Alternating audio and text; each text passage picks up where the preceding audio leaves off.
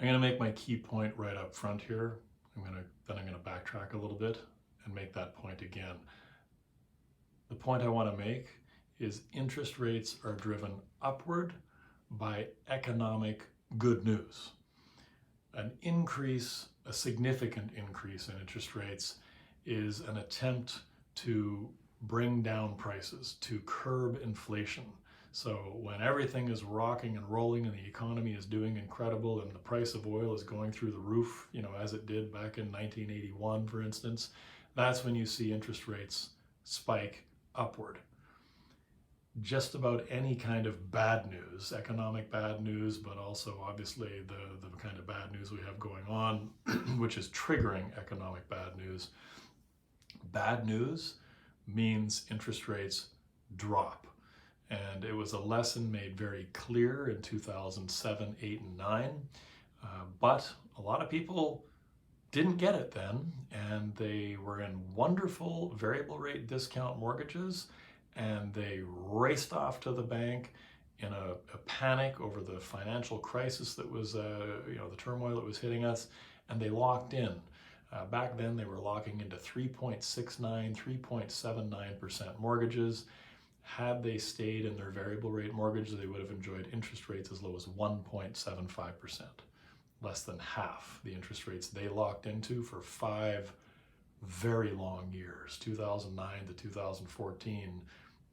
Prime just languished down at rock bottom levels, and people in variable rate mortgages rejoiced. And of course, the big thing people didn't understand at the time they were locking in was that they were increasing their penalty by approximately 900% with most lenders. Their penalty at that time was going from 0.5% of the mortgage balance to 4.5% of the mortgage balance. Today, if you're in a variable rate mortgage, that penalty is again down towards 0.5%, 3 months interest. But if you convert into a 5-year fixed mortgage with the major banks, most credit unions, and some of the non-bank lenders, you're looking at 4.5% or sometimes even greater. In fact, with the bond yields where they are right now, the penalties could be downright astronomical in the 5-year fixed product. So think before you lock in. Think economic bad news is good news regarding the interest rates. When the world is looking like it's coming apart at the seams, interest rates drop to record low levels and stay there for some time.